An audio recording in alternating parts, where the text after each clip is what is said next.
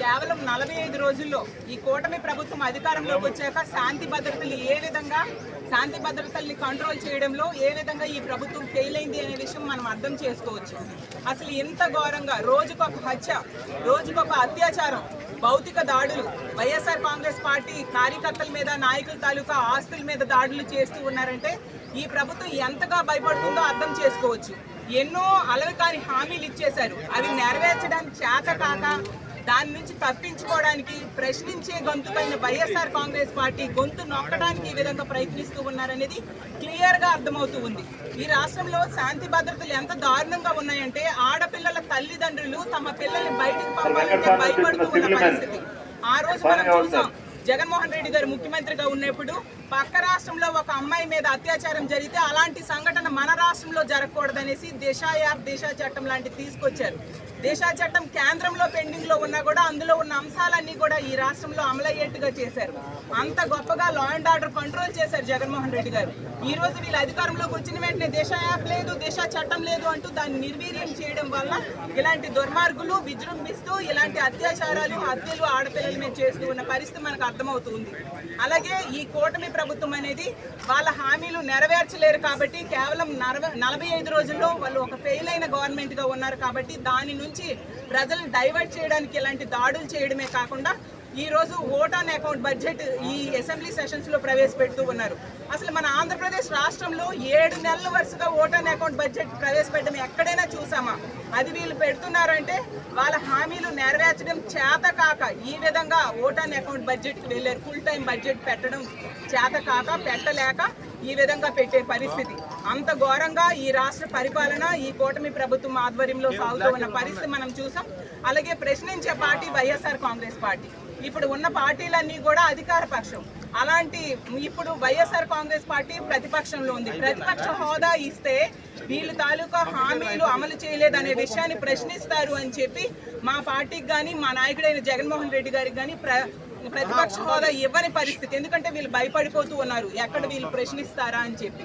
కానీ ప్రజలన్నీ గమనిస్తూ ఉన్నారు. మనం చూస్తే గత 45 రోజుల్లో 36 మంది హత్య కావించబడ్డారు. 35 మంది తెలుగుదేశం పార్టీ నాయకుల తాలూకా హెరాస్మెంట్ భరించలేక 35 మంది ఆత్మహత్య చేసుకోవడం జరిగింది. 300 మంది మీద హత్యాయత్నం జరగడం మనం చూసాం. ఇన్ని రకాలుగా లా అండ్ ఆర్డర్ చాలా దారుణంగా ప్రశ్నించే గొంతుకైన వైఎస్ఆర్ కాంగ్రెస్ పార్టీని వీళ్ళు గొంతు నొక్కడానికి ఎంత ప్రయత్నించినా కూడా ప్రజల సపోర్ట్తో, ప్రజల మద్దతుతో మేము ప్రజా పోరాటానికి రానున్న రోజుల్లో మరింత ఉధృతం చేస్తాం, సిద్ధపడతామని తెలియజేస్తూ ఉన్నాను. అలాగే ఢిల్లీలో ఎల్లుండి మా పార్టీ ఆధ్వర్యంలో ఈ దారుణాలన్నిటి మీద ధర్నా చేసి అక్కడ ఫోటో ఎగ్జిబిషన్ కూడా, వీడియో ఎగ్జిబిషన్ కూడా పెట్టి కేంద్ర స్థాయిలో పెద్దల దృష్టిలో కూడా పెట్టి ఇక్కడ శాంతి భద్రతలు నెలకొట్టేట్టుగా డిమాండ్ చేస్తామని తెలియజేస్తూ ఉన్నాను. ఇలాంటి పరిస్థితులు మానండి, ఈ రాష్ట్రంలో శాంతి భద్రతలు కంట్రోల్లో ఉండాల్సిందిగా కోరుతున్నాను. అలాగే హోమ్ మినిస్టర్ అనిత గారు, ఆవిడ ఒక మహిళా హోమ్ మినిస్టర్ అయ్యుండి కూడా ఎంత దారుణంగా ప్రతిపక్ష నేత అయిన జగన్మోహన్ రెడ్డి గారి గురించి మాట్లాడుతున్నారో మనం నిన్న చూసాం. ఒక ఎమ్మెల్యే అంటూ చులకనగా మాట్లాడు, అతను ఒక ప్రతిపక్ష నేత, మాజీ ముఖ్యమంత్రి అనే విషయం ఆవిడకి తెలియకుండా మాట్లాడుతున్నారా, తెలిసి చులకన చేస్తున్నారో అర్థం కాని పరిస్థితి. సరే, ఒక ఎమ్మెల్యే అయిన వ్యక్తి ఒక రషీద్ అనే కార్యకర్తకు చనిపోతే పరామర్శకి వెళ్తే ఎందుకు ఈ ప్రభుత్వం అంత వణికిపోతూ ఉంది, ఆవిడ ఎందుకు అంత ఫ్రస్ట్రేషన్లోనే ఇలాంటి ప్రెస్ మీట్లు పెట్టి ఇష్టం వచ్చినట్టు మాట్లాడుతున్నారు? అక్కడే అర్థం చేసుకోవచ్చు జగనన్నకి ప్రజల్లో ఉన్న జగనన్న ప్రజల్లో ఎంత ఆదరణ ఉంది, ప్రజల తరఫున ఎంతగా పోరాటాలు చేస్తారు కాబట్టి భయపడి ఇలాంటి మాటలు మాట్లాడుతూ ఉన్నారు.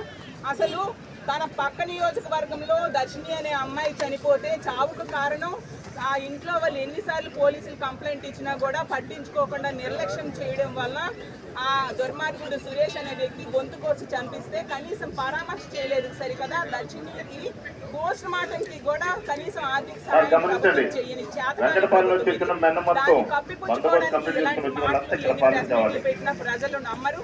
తన సొంత నియోజకవర్గంలో 2 మహిళలకి బట్టలు చింపి తెలుగుదేశం పార్టీ కార్యకర్తలు దారుణంగా దండించినా కూడా ఆ మహిళల మీదే మళ్ళీ తిరిగి కేసు పెట్టించిన దారుణమైన పరిస్థితులు హోమ్ మినిస్టర్ గారి సొంత నియోజకవర్గంలో ఉన్నాయి.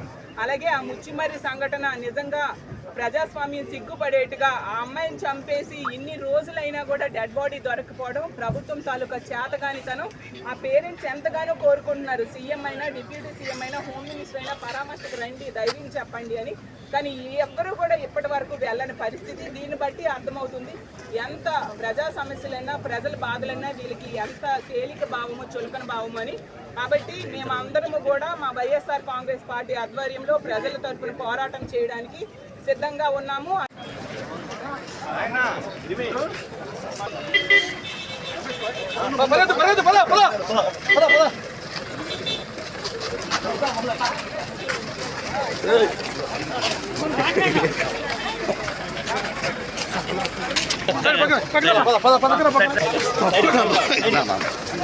లేదండి సరే వెళ్ళిపోతాను.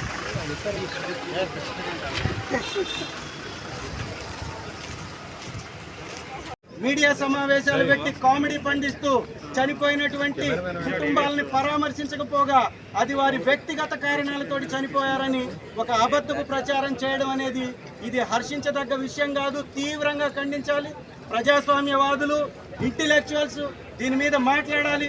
ఈ రాష్ట్రంలో జరుగుతున్నటువంటి ఈ దమనకాండని ఆపడానికి ప్రతి ఒక్కరు కూడా చైతన్యంగా ముందుకు రావాలని మీ అందరినీ కూడా కోరుతున్నాం. కొన్ని మీడియా వ్యవస్థల్ని, కొన్ని మీడియా సంస్థల్ని వాళ్ళ జేబు సంస్థలుగా మార్చుకున్నటువంటి కూటమి ప్రభుత్వం అదే పనిగా దాడులు చేస్తూ ఆ దాడులను బయటకు రానివ్వకుండా, ఆ దాడుల్ని బయట ప్రజలకి చేరనివ్వకుండా వారి యొక్క మీడియా వ్యవస్థల్లో తప్పుడు ప్రచారం చేస్తున్నారు. ఇది కూడా నార్మల్ మీడియా వ్యవస్థలన్నీ కూడా ఖండించాలి, చూపించాలి. నాయకుల మీద దాడులు, కార్యకర్తల మీద దాడులు, ఎవరు మాట్లాడితే వారి మీద దాడులు చేయడం, వారి విధానంగా మార్చుకొని భయభ్రాంతులకి గురి చేసి వారి ఇష్టారాజ్యంగా ఈ రాష్ట్రాన్ని దోచుకోవాలనేదే వారి ఆలోచన. కాబట్టి అలాంటి దోపిడీకి అడ్డుగా నిలబడతాం. వైఎస్ఆర్ కాంగ్రెస్ పార్టీ ఈ యొక్క ప్రజల కోసం పోరాటం చేస్తుంది. ఈ కూటమి ప్రభుత్వం యొక్క ప్రజాస్వామ్య వ్యతిరేక విధానాలని ఎండగడుతుందని మీ అందరికీ సవినయంగా మనవి చేసుకుంటున్నాం. రేపు ఎట్టి పరిస్థితుల్లో ధర్నా కార్యక్రమం ఢిల్లీలో కూడా చేసి జాతీయ మీడియాలో, దేశంలో కూడా దీని మీద చర్చ జరిగే విధంగా కృషి చేస్తామని మీ అందరికీ తెలియజేస్తున్నాం. Thank you very much. జై జగన్. జై జగన్. Thank you.